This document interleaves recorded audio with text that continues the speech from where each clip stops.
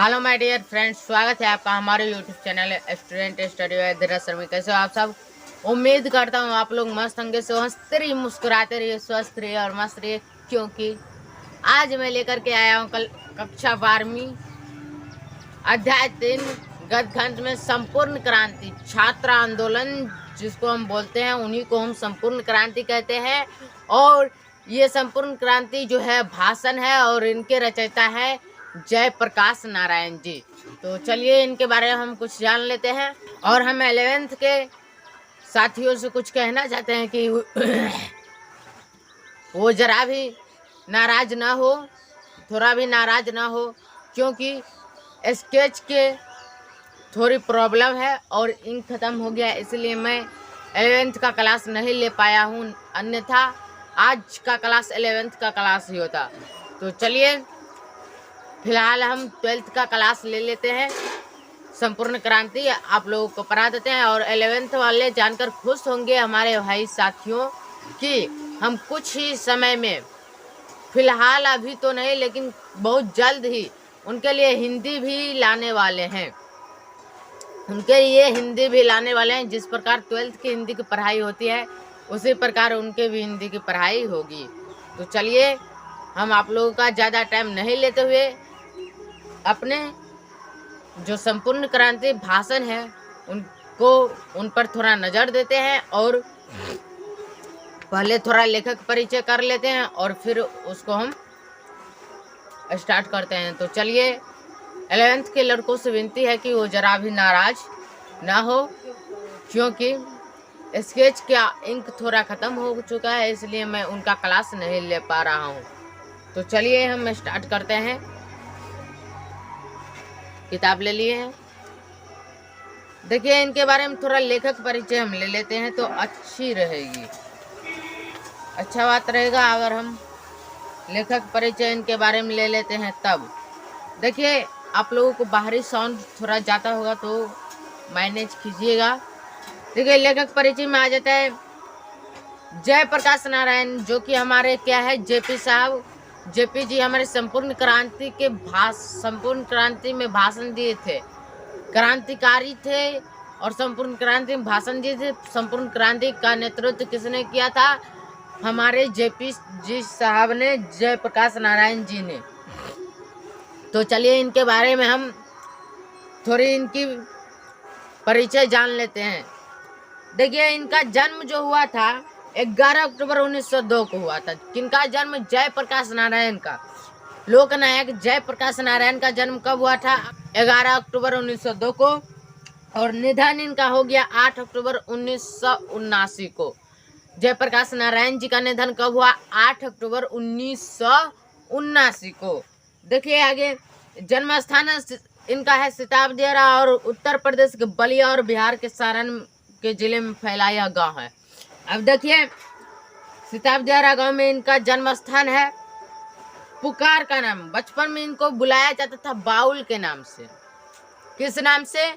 Bowl के नाम से। किनको? जयप्रकाश नारायण जी को बचपन में किस नाम से बुलाया जाता था? बाउल के नाम से। नोट कीजिए, ये सब क्वेश्चन पूछता है। अब देखिए बड़े होने पर जेपी नाम से प्रसिद्ध हुए। अपनी जन प्रत्यक्षता पक्षधरता के लिए लोकनायक के रूप में प्रसिद्ध। बड़े हुए तो जेपी के नाम से प्रसिद्ध हुए, जयप्रकाश नारायण के नाम से प्रसिद्ध हुए और उसके पश्चात लोकनायक के नाम से प्रसिद्ध हो गए जब इन्होंने छात्र आंदोलन किया तब। अब देखिए उनके बात कर रहे हैं। इनके माता का नाम फूल रानी और पिता का नाम हर्षु दयाल था। जयप्रकाश नारायण के माता का क्या नाम था? फूल रानी। जयप्रकाश नारायण के माता का क्या नाम था? फूल रानी और पिता का नाम हर्षु दयाल। पिता का नाम हर्षु दयाल था। देखिए इनकी पत्नी का नाम था प्रभावती देवी, प्रसिद्ध गांधीवादी ब्रज किशोर प्रसाद की पुत्री। प्रभावती देवी जो थी जयप्रकाश नारायण की पत्नी थी। और किनकी पुत्री थी? जयप्रकाश नारायण की पत्नी किनकी पुत्री थी? तो गांधीवादी ब्रज किशोर प्रसाद की पुत्री थी इनकी पत्नी, जयप्रकाश नारायण की पत्नी। शिक्षा इनकी कैसी हुई? तो आरंभिक शिक्षा घर पर ही, जयप्रकाश नारायण की आरंभिक शिक्षा घर पर ही हुई। उसके पश्चात फिर वे पटना कॉलेजिएट पटना में दाखिल हुए। यही बिहार में हिंदी वर्तमान स्थिति विषय पर लेख के लिए सर्वोच्च पुरस्कार प्राप्त किया। इसके बाद पटना कॉलेज में प्रवेश, असहयोग आंदोलन के दौरान शिक्षा अधूरी छोड़ी और 1922 में प्राप्ति के लिए अमेरिका गए। किसकी प्राप्ति के लिए? शिक्षा प्राप्ति के लिए। जब असहयोग आंदोलन हुआ तो इन्होंने शिक्षा छोड़ दी थी और 1922 में ये कहाँ गए? तो अमेरिका चले गए। किस लिए? शिक्षा प्राप्त करने के लिए, अपनी शिक्षा पूरी करने के लिए अमेरिका चले गए। अब देखिए कह रहा है वहाँ कैलिफोर्निया, बर्कले, विशिंगटन, मेडिसन आदि कई विश्वविद्यालय में अध्ययन किए। अमेरिका जाकर के इन्होंने कैलिफोर्निया, बर्कले, विशिंगटन, मेडिसन आदि कई विश्वविद्यालयों में अध्ययन किए। मार्क्सवाद और समाजवाद की शिक्षा यहीं से ग्रहण की। कहाँ से? अमेरिका से। माँ की अस्वस्थता के कारण पीएचडी कर सके और देश लौट आए। इनकी माँ की तबीयत जो थी अस्वस्थ हो चुकी थी, तबीयत खराब हो चुकी थी, तो इन्होंने पीएचडी करके अमेरिका से लौट आए। समझ गए यहाँ तक? इनका फोटो पिक्चर जो है आप लोगों को स्क्रीन पर दिख रहा होगा। इनका पिक्चर आप लोगों को स्क्रीन पर दिख रहा होगा। तो चलिए आगे बढ़ते हैं। ये राजनीतिक जीवन में किस प्रकार जीवन व्यतीत किए उनके बारे में पढ़ लेते हैं। 1929 में कांग्रेस में शामिल हुए। कांग्रेस पार्टी में कब शामिल हुए? ये 1929 में। 1932 में सविनय अवज्ञा आंदोलन के दौरान जेल चले गए। 1932 में सविनय अवज्ञा आंदोलन के दौरान ये कहाँ गए? तो जेल गए। जेल से बाहर निकलकर कांग्रेस के अंदर ही कांग्रेस सोशलिस्ट पार्टी के गठन में अहम भूमिका निभाई। जब जेल से बाहर निकले ये तो कांग्रेस पार्टी में ही कांग्रेस सोशलिस्ट पार्टी के गठन में अहम भूमिका इनकी थी, अच्छी भूमिका निभाई थी। 1939 में भी जेल गए। 1939 और 1943 में भी ये जेल गए। 1942 के आंदोलन में विशेष प्रसिद्धि मिली। 1942 में जब इन्होंने आंदोलन किए तो विशेष प्रसिद्धि मिली इनको। आजादी के बाद 1952 में प्रजा सोशलिस्ट पार्टी के गठन में योगदान। जब आजादी मिल गई उसके पश्चात भी इनका योगदान किस में रहा? तो प्रजा सोशलिस्ट पार्टी में रहा। समझ गए? 1974 में छात्र आंदोलन का नेतृत्व किया। ऑब्जेक्टिव क्वेश्चन पूछ सकता है कि छात्र आंदोलन कब हुआ था? तो उसका आंसर क्या होगा? 1974 ईस्वी। समझ गए? अगला क्वेश्चन कह रहा है और आपातकाल के दौरान जेल गए। जब उन्होंने 1974 में छात्र आंदोलन किए तो आपातकाल के दौरान फिर से वे जेल गए। इनके मार्गदर्शन में ही जनता पार्टी का गठन हुआ। जनता पार्टी का गठन किनके मार्गदर्शन में हुआ? तो जयप्रकाश नारायण के मार्गदर्शन में गठन हुआ। किसका? जनता पार्टी का। अब इनकी कुछ कृतियां हैं वो भी जान लेते हैं। इनकी कृतियां हैं रिकंस्ट्रक्शन ऑफ इंडियन पॉलिटी, कुछ कविताएं भी लिखी, डायरी और निबंध भी प्रकाशित किए। सम्मान इनको कब मिला? तो 1965 में समाज सेवा के लिए मैग्सेसे सम्मान, 1958 में भारत रत्न सम्मान। इनको 1958 में भारत रत्न की उपाधि भी मिली थी, सम्मान भी मिला था। तो आप लोग इसको ध्यान में रखिएगा। और फिर चलते हैं आगे। देखिए 5 जून 1974 के पटना के गांधी मैदान में जयप्रकाश नारायण के संपूर्ण क्रांति वाली ऐतिहासिक भाषण एक अंश प्रस्तुत करती है। भाषण का एक अंश प्रस्तुत करती है। तो चलिए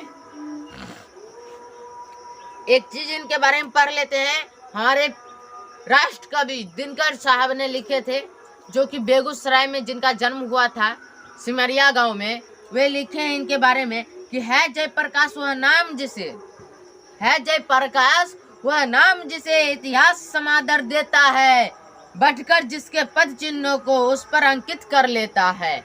ये हमारे कौन साहब थे? ये कविता लिखने वाले हमारे राष्ट्र कवि दिनकर जी थे, जो कि बेगूसराय जिले के सिमरिया गांव में के रहने वाले थे ये। उनका जन्म स्थान भी वही था। तो चलिए हम पाठ स्टार्ट करते हैं। बिहार प्रदेश छात्र संघर्ष समिति के मेरे युवक साथियों, बिहार प्रदेश के असंख्य नागरिक भाइयों और बहनों, आप लोगों को पिक्चर दिख रहा होगा कि कैसे ये संपूर्ण क्रांति का नारा दे रहे हैं पटना के गांधी मैदान में, पटना के गांधी मैदान में, और कह रहे हैं बिहार प्रदेश छात्र संघर्ष समिति के मेरे युवक साथियों, बिहार प्रदेश के असंख्य नागरिक भाइयों एवं और बहनों। अभी अभी रेणु जी ने जो कविता पढ़ी है, अभी अभी रेणु जी ने जो कविता पढ़ी है, अनुरोध तो वास्तव में उनका था, सुनना तो बहुत चाहते थे। मुझसे पूछा गया कि वह कविता सुना दे या नहीं, मैंने स्वीकार किया। ये कौन बोल रहे हैं? हमारे लोक नायक जयप्रकाश नारायण जी बोल रहे हैं, जिन्होंने छात्र आंदोलन का नेतृत्व किए थे, लेकिन उसने बहुत सारा स्मृतियों और अभी हाल ही की बहुत दुखित स्मृतियों को जागृत कर दिया है। इससे हृदय भर उठा है, इससे हृदय भर उठा है। किससे? कि उन्होंने दुखद स्मृतियों को भी जागृत कर दिया है। किन्होंने? रेणु जी ने। अब देखिए कह रहा है जयप्रकाश नारायण जी, कह रहे हैं अब कि आपको शायद मालूम न होगा कि जब मैं वेल्लोर अस्पताल के लिए रवाना हुआ था तो जाते समय मद्रास में 2 दिन अपने मित्र ईश्वर अय्यर के साथ रुका था। वहां दिनकर जी गंगा बाबू मिलने आए थे। जब इन्होंने विल्डोर अस्पताल के लिए रवाना हुए तो 2 दिनों तक ईश्वर अय्यर के साथ वे रुके थे। कहाँ?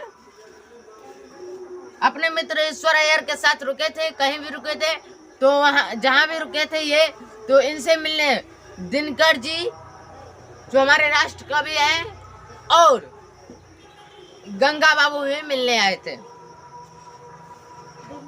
अब देखिए कह रहे हैं बल्कि गंगा बाबू तो साथ ही रहते थे और दिनकर जी बड़े प्रसन्न दिखे। जब दिनकर जी मिलने गए तो दिनकर जी बहुत प्रसन्न थे। उन्होंने अभी हाल की अपनी कुछ कविताएं सुनाई और मुझसे कहा कि आपने जो आंदोलन शुरू किया है, जितनी मेरी आशाएं आपसे थी उन सब की पूर्ति आपके इस आंदोलन में, इस नए आवाहन में देश के तरुणों का आपने जो किया है मैं देखता हूँ। इसके बाद गांधी मैदान में तालियों की गूंज होने लगती है तो जयप्रकाश नारायण जी बोलते हैं तालियां मत बजाइए। कह रहे हैं तालियां हरगिज न बजाइए, मेरी बात चुपचाप सुनिए। जयप्रकाश नारायण जी कह रहे हैं तालियां हरगिज मत बजाइए, मेरी बात चुपचाप सुनिए। अब मेरे मुंह से आप हुंकार नहीं सुनेंगे। जयप्रकाश नारायण जी कहते हैं कि अब मेरे मुंह से आप लोग हुंकार नहीं सुनेंगे, लेकिन जो कुछ विचार मैं आपसे कहूंगा वे विचार हुंकार से भरे होंगे। जयप्रकाश नारायण जी कहते हैं कि अब आप हमारे मुंह से हुंकार नहीं सुनेंगे, लेकिन जो बात आप लोग सुनेंगे वो हुंकार से कम नहीं होंगे। समझ गए? क्रांतिकारी हुए विचार होंगे जिन पर अमल करना आसान नहीं होगा।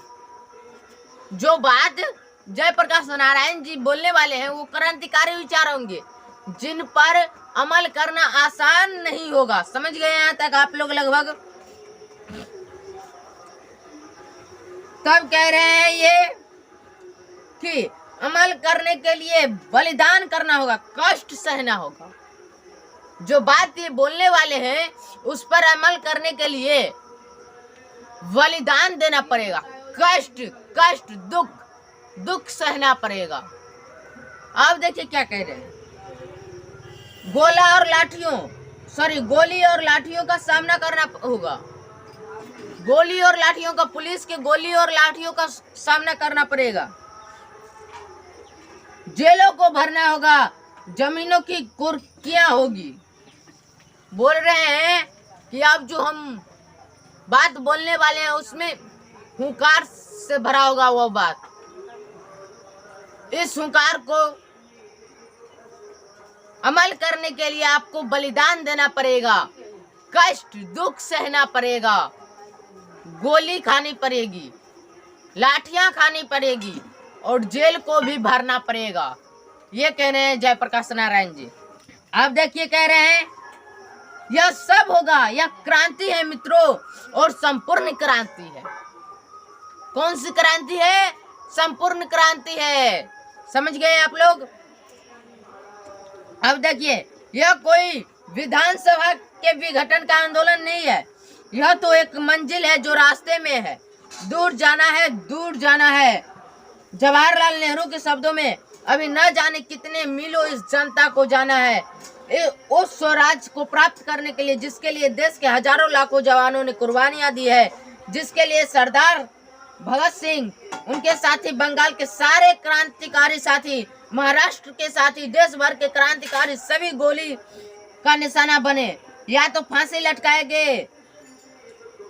जिस स्वराज के लिए लाखों लाख देश की जनता बार बार जेलों को भरती है, लेकिन आज 27-28 वर्ष के बाद का जो स्वराज है उसमें जनता कराह रही है, भूख है, महंगाई है, भ्रष्टाचार है, कोई काम नहीं जनता को का निकलता बगैर रिश्वत के, बगैर घूस के कोई काम नहीं निकलता जनता का।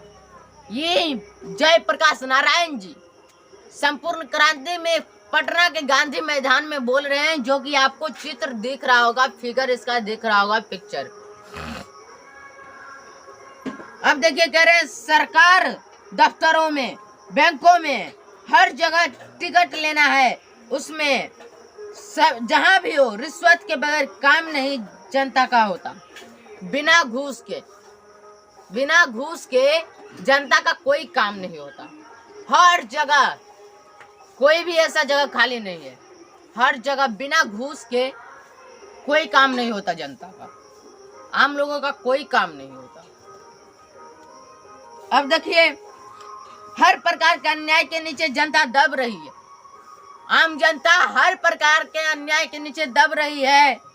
शिक्षा संस्थाएं भ्रष्ट हो रही है, शिक्षा संस्थान, सरकारी स्कूलें, सरकारी कॉलेज भ्रष्ट हो रही है। हजारों नौजवान का भविष्य अंधेरे में पड़ा हुआ है, हजारों, बिहार के हजारों नौजवानों का भविष्य कहाँ पड़ा हुआ है भाइयों? अंधेरे में पड़ा हुआ है। अब देखिए, जीवन उनका नष्ट हो रहा है। किनका जीवन नष्ट हो रहा है? हजारों जो नौजवान भाई एवं बहनों हैं, उनका जीवन नष्ट हो रहा है। काहे कि वे बेरोजगार हो रहे हैं, वे बेरोजगार हो रहे हैं, अच्छी शिक्षा उन्हें नहीं मिल रही है, शिक्षा संस्थान जो है वो भ्रष्ट हो रही है। समझ गए आप लोग? जीवन उनका नष्ट हो रहा है। शिक्षा दी जाती है गुलामी की शिक्षा। कौन सी शिक्षा दी जाती है हमारे बिहार में, हमारे भारत में? गुलामी की शिक्षा।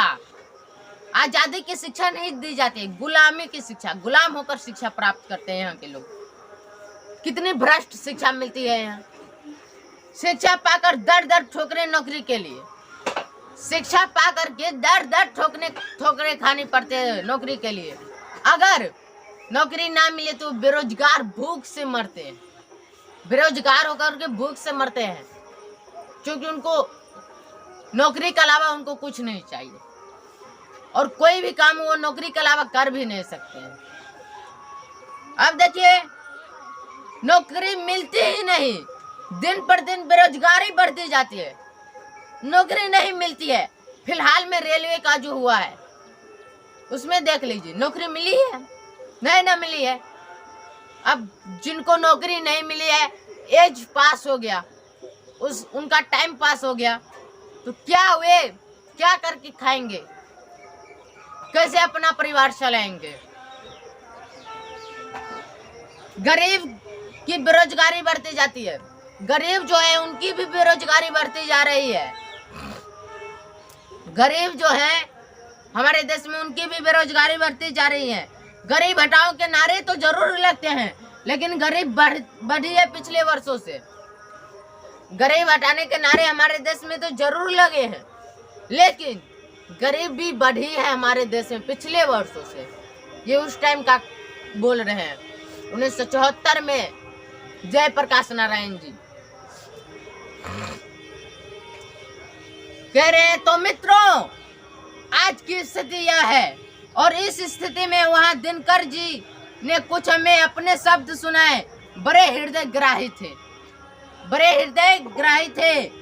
और उसी रात जब विदा हुए, उसी रात को हमारे मित्र रामनाथ जी गोयनका के घर वे मेहमान थे। रामनाथ गोयनका जी के घर हुए दिनकर जी, राष्ट्र कवि दिनकर जी, रामधारी सिंह दिनकर जी, जय प्रकाश नारायण जी के, रामनाथ जी गोयनका के यहाँ जय प्रकाश नारायण जी के जो मित्र थे रामनाथ जी गोयनका के द्वारा मेहमान थे, और उसी रात उनकी मृत्यु हो गई। रामनाथ जी गोयनका क्या थे? इंडियन एक्सप्रेस के मालिक थे। ऑब्जेक्टिव में पूछता है रामनाथ जी गोयनका क्या थे? इंडियन एक्सप्रेस के मालिक। या फिर ऐसे पूछेगा इंडियन एक्सप्रेस के मालिक कौन थे? रामनाथ जी गोयनका। अब देखिए, रात को दिल का दौरा पड़ा किनको? रामधारी सिंह दिनकर को, राष्ट्र कवि रामधारी सिंह दिनकर को रात को दिल का दौरा पड़ा। 3 मिनट में उनको अस्पताल पहुंचाया गया गोयनका जी के द्वारा। 3 मिनट में उनको अस्पताल पहुंचाया गया। विलिंगडन नर्सिंग होम शायद उसे कहते हैं। सारा इंतजाम था वहां पर। जिस अस्पताल में पहुंचाया गया गोयनका जी के द्वारा रामधारी सिंह दिनकर जी को, उस अस्पताल का नाम था विलिंगडन नर्सिंग होम। शायद ये कह रहे हैं जय प्रकाश नारायण जी की, शायद विलिंगडन नर्सिंग होम कहते हैं। पटना का अस्पताल तो पता नहीं 3 घंटे में भी तैयार न हो पाता। सभी डॉक्टर सब तरह के औजार लेकर तैयार थे, लेकिन दिनकर जी का हार्ट फिर से जिंदा नहीं हो पाया। कितना दुखद समय था उस समय।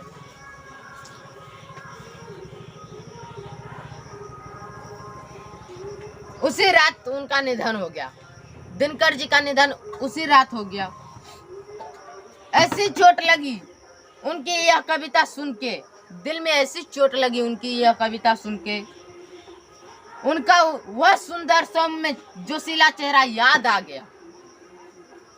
कब याद आए? पटना के गांधी मैदान में जब ये संपूर्ण क्रांति भाषण दे रहे थे। आज लगता है हमारे 2 मित्रों की कितनी कमी है।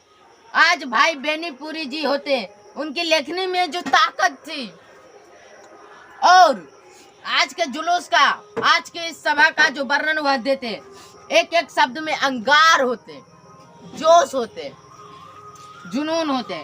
आज दिनकर जी जो कविता लिखते नए भारत के नव निर्माण के लिए, जो देश के युवकों और छात्रों और देश के साधारण व्यक्तियों, नर और नारियों के द्वारा आज से तो होता रहा है, शुरू प्रारंभ हो गया है। यह कविता शायद इस नवीन क्रांति का एक अमर साहित्य बन जाती, लेकिन आज दोनों ही नहीं है, न दिनकर जी है और न बेनीपुरी जी है। दोनों यहाँ से सिधार गए हैं, दोनों की मृत्यु हो गई है। तो मित्रों, स्मृतियां जगी है और उनका भार हृदय पर है। मैं तो थक गया हूँ, लेकिन आज बड़ी भारी जिम्मेदारी आपके कंधों पर आई है, और मैंने आज जिम्मेदारी को अपनी तरफ से मांग करके नहीं लिया है। तरुणों से, छात्रों से बराबर कहता रहा हूँ। जब पहला हमने आह्वान किया था यूथ फॉर डेमोक्रेसी का, लोकतंत्र में युवकों का क्या रोल है, जब इन्होंने आह्वान किया था यूथ फॉर डेमोक्रेसी का, तो लोकतंत्र में युवकों का क्या रोल है, यह हमने जो बताया था उसमें लिखा था, और उसके बाद बराबर कहता रहा हूँ। संचालन समिति में बहस करता रहा हूँ। हम बूढ़े हो गए हैं। जय प्रकाश नारायण जी कहते हैं हम बूढ़े हो गए हैं, बूढ़े हो गए हैं, हमारी सलाह ले लीजिए, हम दूसरी पीढ़ी के हो गए हैं। जय प्रकाश नारायण जी कहते हैं हम बूढ़े हो गए, हम दूसरी पीढ़ी के हो गए, हमसे सलाह ले लीजिए।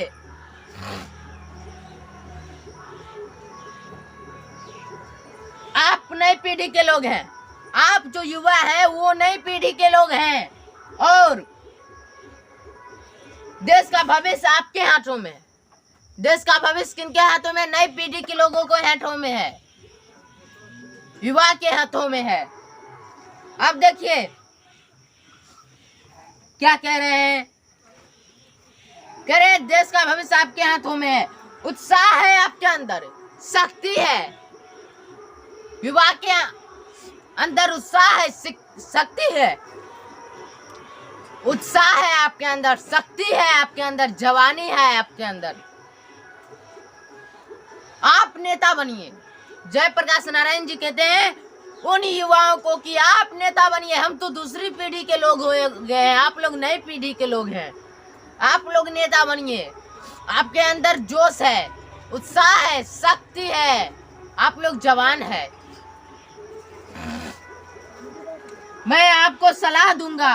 तो छात्रों ने कहा, जब जयप्रकाश नारायण जी ने कहा कि मैं आपको सलाह दूंगा, तो छात्रों ने कहा, क्या कहा छात्रों ने? सुन लीजिए।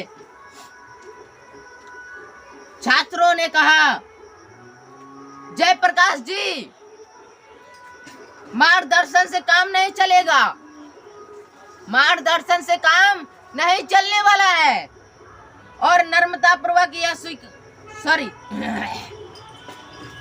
आपको नेतृत्व स्वीकार करना पड़ेगा। छात्रों ने कहा, जयप्रकाश जी, मार्गदर्शन से काम नहीं चलेगा, आपको नेतृत्व स्वीकार करना पड़ेगा। मैं टालता रहा, लेकिन अंत में वेल्लोर जाते समय मैंने उनके आग्रह को स्वीकार किया। स्वीकार करते समय मैंने अनुभव किया कि अपनी अयोग्यता का और नम्रता पूर्वक यह स्वीकार किया। वेल्लोर जाते समय इन्होंने छात्रों के बातों को स्वीकार कर लिए। परंतु छात्रों से भी, आप सबसे भी यह अनुरोध है कि नाम के लिए मुझे नेता नहीं बनना है। जयप्रकाश नारायण जी कहते हैं कि नाम के लिए मुझे नेता नहीं बनना है, नाम के लिए मुझे नेता नहीं बनना है। मुझे सामने खड़ा करके कोई हमें डिक्टेट करके पीछे से कहे कि क्या करना चाहिए, क्या करना है जयप्रकाश नारायण तुम्हें, तो इस नेतृत्व को कल मैं छोड़ दूंगा। ये जयप्रकाश नारायण जी कहते हैं, मैं सबकी सलाह लूंगा, सबकी बात सुनूंगा, मैं सबकी सलाह लूंगा। तालियां नहीं, बात सुनिए, तालियां नहीं, बात सुनिए, बात समझिए। सबकी बात सुनूंगा, छात्रों की बात जितना भी ज्यादा होगा, जितना भी समय मेरे पास होगा, उनमें बहस करूंगा, समझूंगा और अधिक से अधिक उनकी बात मैं स्वीकार करूंगा। आपकी बात स्वीकार करूंगा जन संघर्ष समितियों की, लेकिन फैसला मेरा होगा। जयप्रकाश नारायण जी कहते हैं, सबकी बात मैं सुनूंगा, सबकी बात मैं सुनूंगा, सबकी बात को सुनूंगा, लेकिन अंतिम फैसला मेरा होगा। समझ गए? यह फैसले तो को उनको मानना होगा और आपको मानना होगा, तब तो इस नेतृत्व का कोई मतलब है, तब तक क्रांति सफल हो सकती है। और नहीं तो आपस के झगड़ों में, बहसों में पता नहीं हम किधर बिखर जाएंगे। अगर आपस में झगड़े करेंगे तब पता नहीं हम किधर बिखर जाएंगे, आपस में लड़ाई करेंगे तो पता नहीं किधर बिखर जाएंगे और क्या नतीजा निकलेगा, क्या नतीजा निकलेगा उस टाइम का। कह रहे हैं बहुत दिनों में सार्वजनिक जीवन में हूँ, बहुत दिनों से सार्वजनिक जीवन में हूँ। 1921 में जनवरी के महीने में इसी पटना कॉलेज में आईएससी का विद्यार्थी था। आईएससी का विद्यार्थी पटना कॉलेज में थे 1921 में। नोट कीजिए, हमारे साथ, हमारे निकट के साथी थे, वे सब छात्रवृत्ति पाने वाले थे। जयप्रकाश नारायण जी के साथ जितने भी छात्र थे सब छात्रवृत्ति पाने वाले थे, पढ़ने वाले कोई नहीं थे। मुझे भी छात्रवृत्ति मिलती थी, जयप्रकाश नारायण को भी छात्रवृत्ति मिलती थी। हम अव्वल दर्ज के क्रम थे उस समय के विद्यार्थियों में, और हम सबने एक साथ गांधी जी के आह्वान का असहयोग किया। आह्वान पर जब गांधी जी ने आह्वान किया तो जयप्रकाश नारायण जी ने उनके आह्वान पर असहयोग आंदोलन किए थे। असहयोग करने के बाद करीब 1.5 वर्ष हो ही मेरा जीवन बीता। चूंकि मैं 23 साइंस का विद्यार्थी था, तो राजेंद्र बाबू के सचिव या मंत्री या मित्र या जो कहिए मथुरा बाबू, उनके जमाता बाबू फूलदेव सहाय वर्मा थे, उनके पास भेज दिया गया कि फूलदेव बाबू के साथ रहो और उनकी लेबोरेटरी में, उनके प्रयोगशाला में कुछ प्रयोग करो और उनसे कुछ सीखो। महामना मदन मोहन मालवीय जी के लिए मेरे हृदय में पूजा का भाव है, परंतु हिंदू विश्वविद्यालय में भी दाखिल होने के लिए मैं तैयार नहीं था, क्योंकि सरकारी रुपया, सरकारी एड मदद विश्वविद्यालय को मिलती थी। सरकारी रुपया, सरकारी एड किसको मिलती थी? मदद विश्वविद्यालय को। सरकारी रुपया, सरकारी एड का मदद किसको मिलता था? विश्वविद्यालय को। स्वतंत्र नहीं था, पूर्ण रूप से राष्ट्रीय विद्यालय नहीं था। विद्यालय स्वतंत्र नहीं था, पूर्ण रूप से राष्ट्रीय विद्यालय नहीं था। मैं किसी विद्यालय में नहीं गया। बिहार विद्यापीठ से मैंने परीक्षा दी, आईएससी की। पूछेगा एग्जाम में, जयप्रकाश नारायण जी ने बिहार विद्यापीठ से किसकी परीक्षा दी? तो आईएससी की परीक्षा दी। पास तो करना ही था, पास कर गया। उसके बाद बचपन में जब हाई स्कूल में था, तो मैंने स्वामी सत्यदेव के भाषण सुने थे अमेरिका के बारे में। कोई धनी घर का नहीं हूँ, थोड़ी सी खेती और पिताजी नहर विभाग में जिलादार, बाद में रेवेन्यू असिस्टेंट हुए। नॉन गजेटेड अफसर थे। उनकी हैसियत नहीं थी कि वह मुझे अमेरिका भेज सके। तो मैंने सुना था कि अमेरिका में मजदूरी करके लड़के पढ़ सकते हैं। मेरी इच्छा थी कि आगे पढ़ना है मुझे। आंदोलन तो गिराव पर आ गया है, चढ़ाव पर था, उतर चुका है। इस बीच अमेरिका से कुछ शिक्षा प्राप्त करके आ जाऊं, इसीलिए अमेरिका गया। देखिए, जयप्रकाश नारायण जी शिक्षा प्राप्त करने के लिए अमेरिका गए, जबकि उनके माता पिता के पास इतनी रुपया नहीं थी कि वे जयप्रकाश नारायण जी को अमेरिका भेज सके। कुछ लोग तो हमारे पता नहीं कि उन्हें किस नाम से पुकारूं, मुझे आज वर्षों से गालियां दे रहे हैं। जयप्रकाश नारायण जी को वर्षों से कुछ लोग गालियां दे रहे हैं। आप लोग जीवन में ना, आप लोग या फिर हम लोग जीवन में सभी को खुश नहीं रख सकते। कुछ लोग ऐसे होते हैं जो हमें गालियां देते हैं। उसी प्रकार जयप्रकाश नारायण जी को भी गालियां देते थे कुछ लोग, सभी नहीं, कुछ लोग गालियां देते थे। कितनी गालियां मुझे दी गई। चूंकि अमेरिका में मैंने पढ़ा, इसलिए मैं अमेरिका का दलाल बना हूँ। जब ये अमेरिका में पढ़े तो इनको लोग अमेरिका का दलाल कहने लगा, अमेरिका का दलाल बना दिया।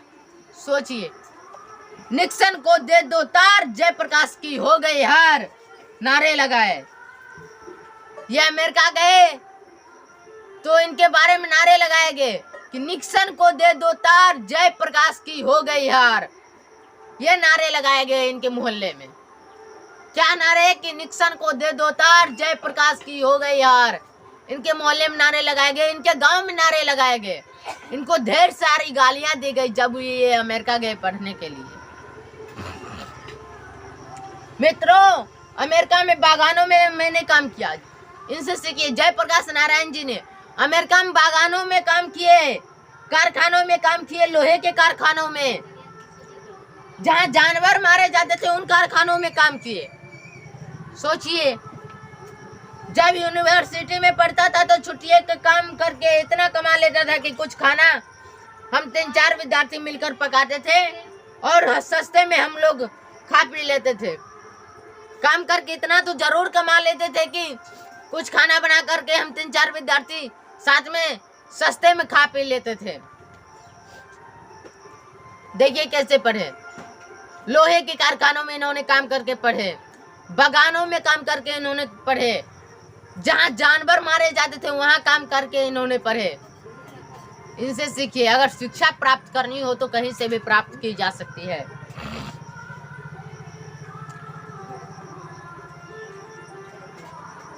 एक कोठरी में कई आदमी मिलकर रह लेते थे, रुपया बचा लेते थे। एक कोठरी में कई आदमी मिलकर रह लेते थे, रुपया बचा लेते थे। कुछ कपड़े खरीदने के, कुछ फीस के लिए, और बाकी हर दिन रविवार को भी छुट्टियां नहीं। 1 घंटा रेस्टोरेंट में, होटल में तो या तो बर्तन धोया या फिर वेटर का काम किया, तो शाम को रात का खाना मिल गया, दिन का खाना मिल गया। किराया कहाँ से मकान का हमको आया, बराबर 2-3 लड़के। कितने वर्षों तक 2 चारपाई नहीं थी कमरे में। एक चारपाई पर मैं और कोई ना कोई अमेरिकन लड़का रहता था। हम दोनों साथ सोते थे, एक रजाई हमारी होती थी। इस गरीबी में मैं पढ़ा हूँ। वेटर का काम किए इन्होंने होटल में, बर्तन धुए होटल में जा करके, तब ये पढ़ते थे। तब ये एक वक्त की इनको खाना मिलता था। इतवार के दिन या कुछ और टाइम में यह जो होटल का काम है उसको छोड़ करके जूता साफ करने का काम सुसाइन पार्लर में, उससे ले करके कमोड साफ करने का काम होटलों में करता था। वहाँ जब बीए पास कर लिए, स्कॉलरशिप मिल गया, 3 महीने के बाद असिस्टेंट हो गए डिपार्टमेंट का। ट्यूटोरियल क्लास लेने लगा तो कुछ आराम से हो रहा। इस बीच में कुछ लोगों से पूछिए, मेरा इतिहास ये जानते हैं और जानकर भी मुझे गालियां देते हैं। कुछ लोग जो है इनका इतिहास जानते हैं कि ये कितने दुख में पड़े हैं। अमेरिका जा करके जूता साफ किए हैं, जूता में पॉलिश मारे हैं, वेटर का काम किए होटल में जा करके, बर्तन साफ किए हैं, जहाँ जानवर मारे जाते थे वहां काम किए हैं, लोहे के कारखानों में काम किए हैं, अमेरिका के बागानों में काम किए। फिर ये पढ़े, फिर वहां से ये बीए किए और स्कॉलरशिप मिलने के बाद 3 महीने के बाद ये क्या लेने लगे, ट्यूटोरियल क्लास लेने लगे, असिस्टेंट हो गए डिपार्टमेंट का। फिर भी इनको लोग गालियां देते हैं। सभी लोग नहीं, कुछ लोग ऐसे हैं जो गालियां देते हैं, उनसे तरक्की देखी नहीं जाती। कोई आगे बढ़ रहा है तो कुछ लोगों से उनकी आगे बढ़ने की तरक्की देखी नहीं जाती। कुछ लोग ऐसे होते हैं जो उनको गालियां देते हैं। देखिए, अमेरिका में विस्कॉन्सिन में मेडिसिन में, और मैं घोर कम्युनिस्ट था। अमेरिका में किस में थे? विस्कॉन्सिन में मेडिसिन में घोर कम्युनिस्ट थे जयप्रकाश नारायण जी। वह लेनिन का जमाना था, वह ट्रोट्स्की का जमाना था। 1924 में लेनिन मरे थे और 1924 में मैं मार्क्सवादी बन गया। ऑब्जेक्टिव क्वेश्चन में पूछेगा 1924 में कौन मरे थे या फिर लेनिन कब मरे थे, तो 1924 में। और जयप्रकाश नारायण जी मार्क्सवादी कब बने, तो 1924 में। ऑब्जेक्टिव क्वेश्चन में पूछेगा जयप्रकाश नारायण जी मार्क्सवादी कब बने, तो 1924 ईस्वी में। अब देखिए, और दावे के साथ कह सकता हूं कि उस समय तक जो मार्क्सवाद के ग्रंथ छपे थे अंग्रेजी में हम लोगों ने पढ़ डाले थे। रात रात को रोज एक रशियन टेलर था दर्जी का, उसके यहाँ हमारे क्लास लगते थे। और वहां से जब भारत लौटा था तो घोर कम्युनिस्ट बनकर लौटा था।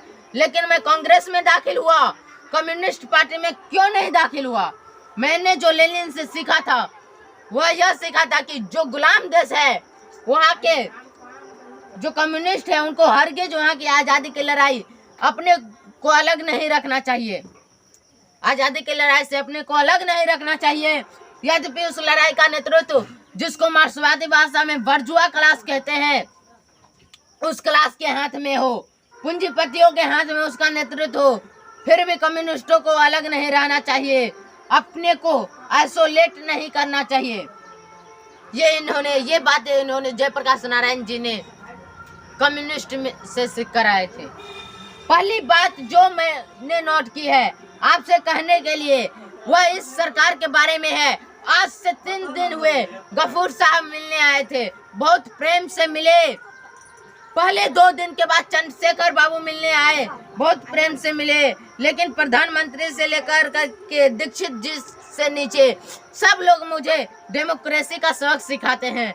इनमें से कोई किसी को कोई अधिकार नहीं है कि जयप्रकाश नारायण को हरकत देखिए, जयप्रकाश नारायण को लोकतंत्र की शिक्षा दे, लेकिन वे लोग जयप्रकाश नारायण को शिक्षा देने की हिम्मत करते हैं और इनकी हरकत देखिए।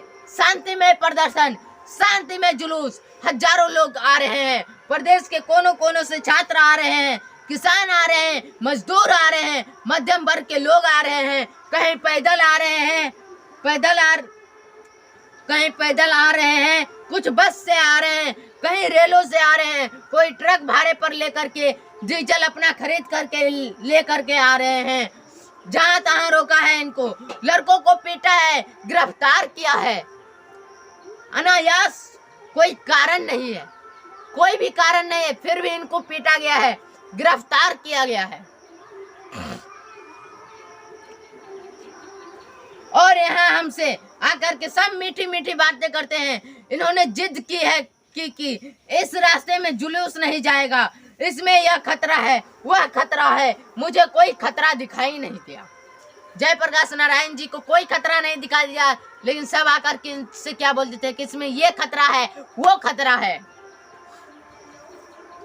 अब देखिए कह रहे हैं मुझे कोई खतरा दिखाई नहीं दिया, लेकिन जब उन्होंने कहा कि शायद जेल तोड़ने की कोशिश हो तो शायद उन्हें गोली चलानी पड़े, और मैंने कहा कि इसकी जिम्मेदारी मैं नहीं लेता हूं, आंदोलन हमारा किसी दूसरे उद्देश्य से हो रहा है, बीच में यह डाइवर्सन हो जाए, रास्ता ही भटक जाए, हम लोग यह नहीं चाहते। तो चलिए जो आपको कहते हैं वही मान लेता हूँ। ये बिगड़े भी होंगे छात्र लोग, उधर से जाना था, आप इधर से क्यों आए? हालांकि वे उन लड़कों को ले आए जो दूसरे बिल्डिंग में खड़ा करके, जो लड़के हमारी छात्र संघर्ष समिति के वहाँ जेल में है, उनको जुलूस दिखाने के लिए ले आए। मैं नहीं जानता हूँ कि अंग्रेजी सरकार के जमाने में भी इस प्रकार का व्यवहार कभी हुआ हो। लोग रेलों से उतार दिए गए, बसों से उतार दिए गए, टिकट था उनके पास, बेटिकट लोग थे, उनको तैयार उतार दिया अलग। मुजफ्फरपुर की रिपोर्ट आपने अखबारों में पढ़ी होगी, सारे डिवीजन में एक क्या क्या नहीं हुआ है, सारे डिवीजन में क्या क्या नहीं हुआ है। शर्म नहीं आती इन लोगों को? डेमोक्रेसी की बात करते हैं, लोकतंत्र में डेमोक्रेसी में जनता को अधिकार नहीं कि जहां भी चाहे शांतिपूर्ण सभा करे, अपनी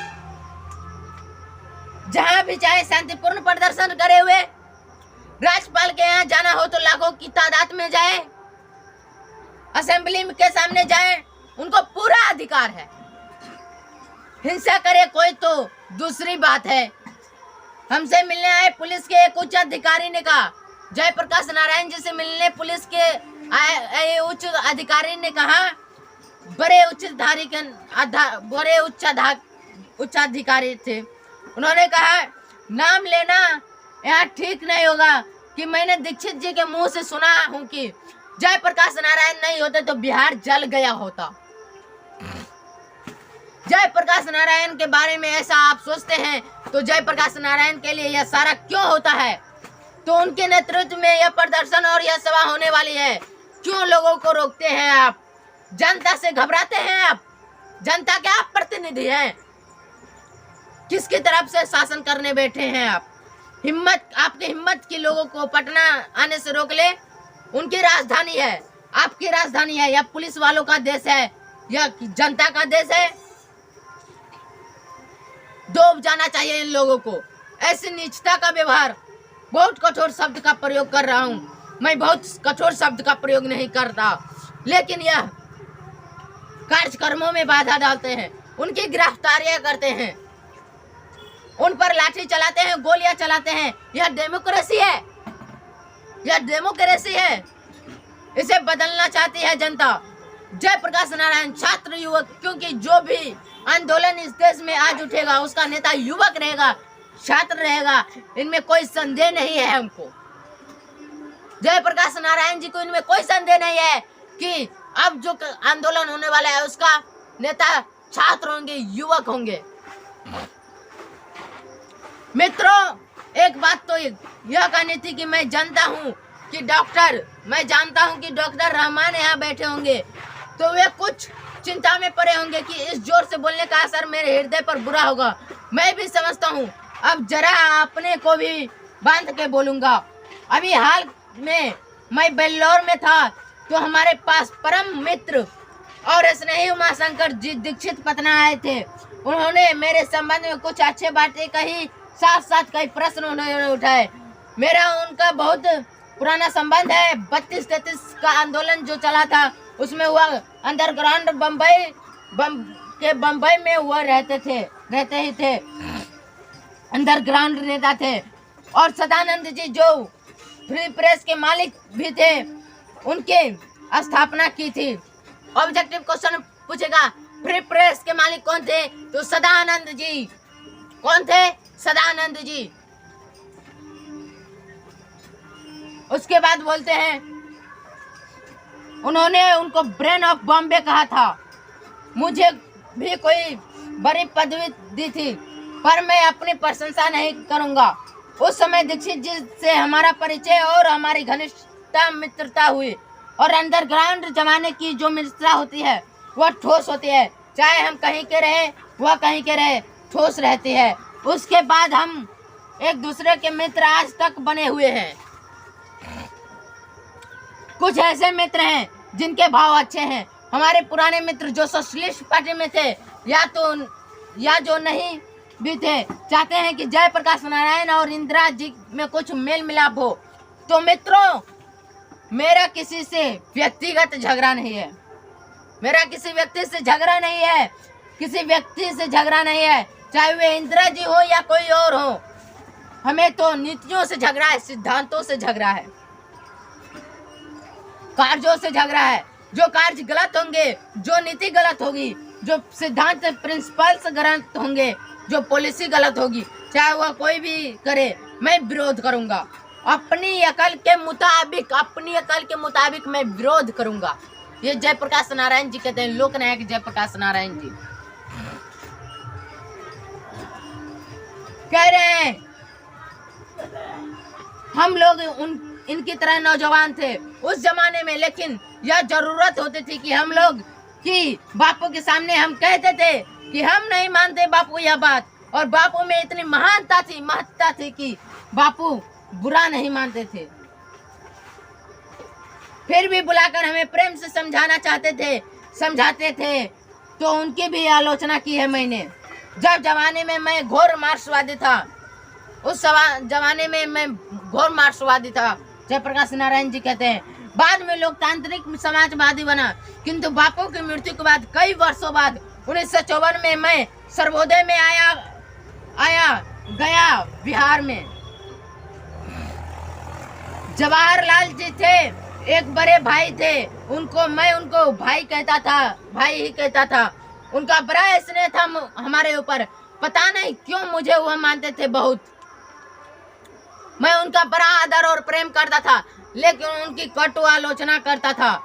उन पे भी बड़प्पन थी। अक्सर तो उन्होंने हमारी आलोचनाओं का बुरा नहीं माना, लेकिन पटना फायरिंग जो मैंने बयान दिया था, मैं मानता हूं कि बहुत सख्त भाषा का मैंने प्रयोग किया था, उस पर वह बहुत नाराज हुए। जवाहरलाल नेहरू को जयप्रकाश नारायण जी क्या मानते थे? बड़े भाई मानते थे।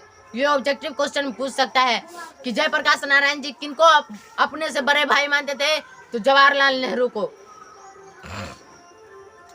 लाल बहादुर जी ने कश्मीर के मामले में कुछ किया,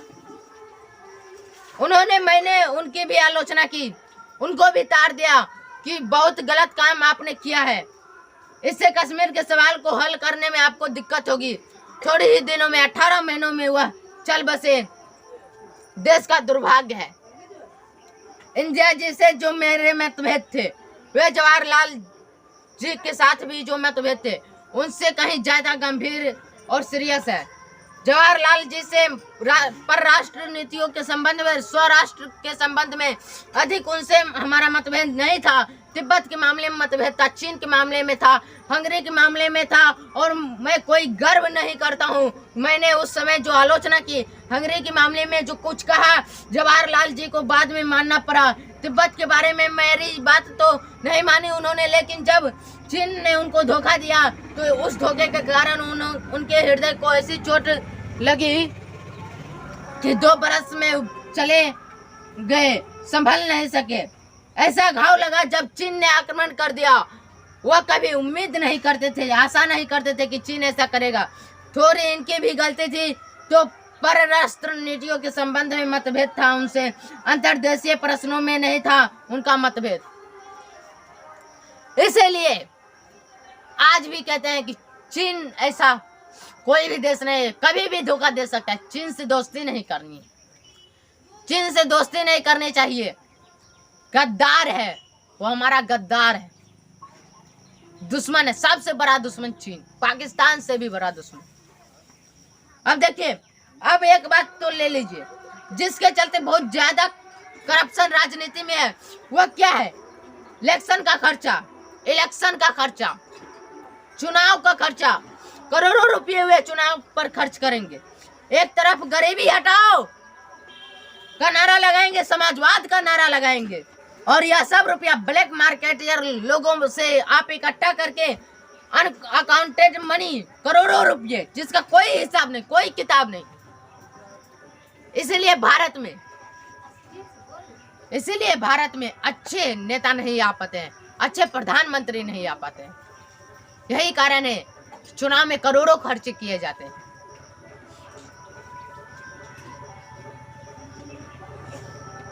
आज से नहीं, बरसों से मैं पुकार रहा हूं कि भाई इस चुनाव की पद्धति में आमूल परिवर्तन होना चाहिए।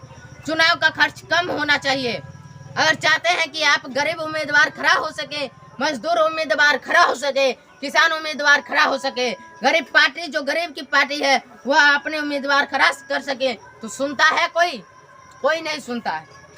प्रेस रिपोर्टर से पता चलता है कि इस आंदोलन के द्वारा मैं दल विहीन लोकतंत्र की स्थापना करना चाहता हूं। दल विहीन लोकतंत्र सर्वोदय विचार का मुख्य राजनीतिक सिद्धांत है, और उस विचार का प्रचार पिछले वर्षों में मैं करता रहा हूं, और ग्राम सभाओं के आधार पर दल विहीन प्रतिनिधित्व स्थापित हो सके, इसका प्रयत्न भी करता रहा हूं। परंतु वर्तमान आंदोलन के संदर्भ में मैंने दल विहीन लोकतंत्र का जिक्र कतई नहीं किया है। फिर भी मेरे पुराने विचार को लेकर के जनता में, विशेषकर बुद्धिजीवियों में काफी भ्रम फैलाया गया है। केवल अपने कम्युनिस्ट भाइयों के भ्रामक प्रचार की सफाई के लिए इतना ही कहूंगा कि दल विहीन लोकतंत्र तो मार्क्सवाद तथा लेनिनवाद के मूल उद्देश्यों में से है, यद्यपि वह उद्देश्य दूर का है। मार्क्सवाद के अनुसार समाज जैसे जैसे साम्यवाद की ओर बढ़ता जाएगा, वैसे वैसे राज्य स्टेट का क्षय होता जाएगा, और अंत में एक स्टेटलेस सोसाइटी कायम होगी। वह समाज अवश्य लोकतंत्र होगा, बल्कि उसी समाज में लोकतंत्र का सच्चा स्वरूप प्रकट होगा, और वह लोकतंत्र निश्चय ही दल विहीन होगा।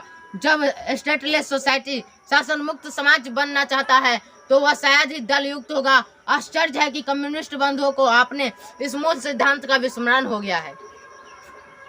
जहां तक वर्तमान आंदोलन का प्रश्न है, मेरी अन्य किसी की, न छात्रों की, न विपक्षी राजनीतिक दलों की, न सर्वोदय सेवकों की यह कल्पना है इसमें से दल विहीन लोकतंत्र पैदा होगा, विधानसभा का भी गठन होगा, तो 6 महीने या वर्ष भर में फिर चुनाव होंगे, तो जो वर्तमान कानून या चुनाव प्रणाली के अनुसार होंगे। विधानसभा के विघटन में संभावना तो यही है कि वर्तमान कानून तथा नियम आदि के अंतर्गत ही पुनर्निर्वाचन होगा। इसलिए प्रश्न उठता है कि जैसा कि पिछले सप्ताहों में कई बार उठा भी है, उस समय हालात में विधानसभा के विघटन से क्या लाभ होगा। मुझे खेद है कि इसका उत्तर पिछले दिनों में मैंने बार बार दिया है, पर हमको समझने की कोशिश थोड़ी ही लोगों ने की है।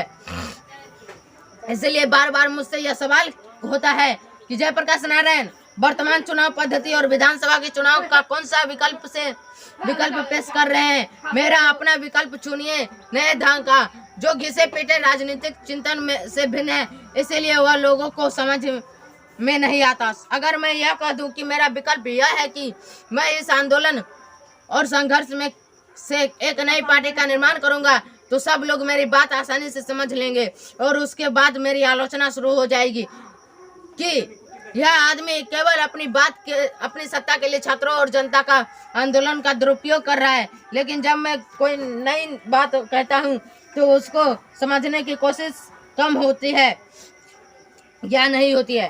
तो कहना है तो क्या कहना है मेरा कहना तो क्या है मेरा कहना संक्षेप में यह है कि आज की परिस्थिति आम जनता को आम मतदाता को केवल इतना ही अधिकार प्राप्त है कि वह चुनाव में अपना मतदान करे, परंतु मतदान प्रक्रिया न तो स्वच्छ और स्वतंत्र होती है। उन 9 उम्मीदवारों के चयन में मतदाताओं का हाथ होता है और न चुनाव के बाद अपने प्रतिनिधियों पर उनका कोई भी अंकुश ही रहता है। मैं इन 2 कमियों का दूर करने का प्रयत्न कर रहा हूँ। अपना देश पिछड़ा हुआ है, इसलिए बावजूद इसके कि हमने लोकतंत्र की स्थापना की है, विकसित देशों के लोकतांत्रिक समाज में जो प्रभावी शक्तियाँ यानी परस्पर एक दूसरे को प्रभावित करने वाली शक्तियाँ होती है, जनमत का जो प्रबल प्रभाव प्रतिनिधियों पर निरंतर पड़ता है, जो स्वतंत्र और साहसी प्रेस पत्रिकाओं के रोल होते हैं, शिक्षित समुदाय का जो वैचारिक और नैतिक असर होता है, इस सारे इंफ्रास्ट्रक्चर का यानी जनता और शासन के बीच की संरचना का यहाँ नितांत अभाव है। ऐसी स्थिति में हमारा लोकतंत्र केवल नाम मात्र का रह जाता है। इस पूरी अंतरिम संरचना का इंफ्रास्ट्रक्चर निर्माण तो एक दिन में नहीं हो सकता, परंतु उसके अभाव में आम जनता का मतदाता का मतदान के सिवा कोई भी पार्टा नहीं कर सकता, जिसके परिणाम स्वरूप मंत्री तथा विधायक निरंकुश और स्वच्छंद हो जाते हैं और जनता का किसी प्रकार का अंकुश उन पर नहीं रहता, सिवाय इस भय के अगले चुनाव में जनता यदि चाहे तो उनको वोट नहीं दे, परंतु यह भय ही भी रुपया, जाति, बल प्रयोग, मिथ्याचरण आदि के कारण निष्प्रभ हो जाता है। अब चूंकि प्रदेश के छात्र, युवक, सर्वसाधारण जनता जागृत हो गई है, वह आगे बढ़ रही है और कुछ नया चाहती है, वर्तमान परिस्थिति में परिवर्तन चाहती है। अतः इस परिस्थिति का लाभ उठाकर मैं चाहूंगा कि आज जो असंगठित जनता है उसमें ऐसी शक्ति आ जाए कि वह सही आदमी का चुनाव कर सके तथा चुनाव के बाद अपने प्रतिनिधियों के आचरण पर यथासंभव अंकुश रख सके। इस संबंध में मेरे कुछ सुझाव हैं। एक तो यह है कि जब विधानसभा का अगला चुनाव हो तो हमारी छात्र संघर्ष तथा जन संघर्ष समितियां मिल करके आम राय से अपना उम्मीदवार खड़ा करें अथवा जो उम्मीदवार खड़ा किए जाए उनमें से किसी को मान्य करें। यदि इन समितियों के बीच आम राय नहीं उम्मीदवार खड़े किए जाए तो उनमें से किसी को मान्य नहीं करें। यदि इन समितियों के बीच आम राय नहीं होती तो हम कोई ऐसा रास्ता बनाएंगे जिससे आपस में फूट हुए बगैर ये समितियां अपना उम्मीदवार खड़ा कर सकेगी या किसी एक उम्मीदवार को मान्यता दे सकेगी। इस प्रकार के चुनाव में जनता का एक बहुत बड़ा पार्ट होगा, यानी जनता और छात्रों की संघर्ष समितियां उम्मीदवार के चयन में अपना महत्वपूर्ण रोल अदा कर सकेगी। अगर इस प्रकार से चुनाव हो तब, जनता की मर्जी पर चुनाव हो तब। अब देखिए कह रहे हैं, दूसरी बात यह है कि जो उम्मीदवार अमुक चुनाव क्षेत्र में से जीतेगा उसके भावी कार्यक्रमों पर कड़ी निगरानी रखने का काम ये संघर्ष समितियां करेगी।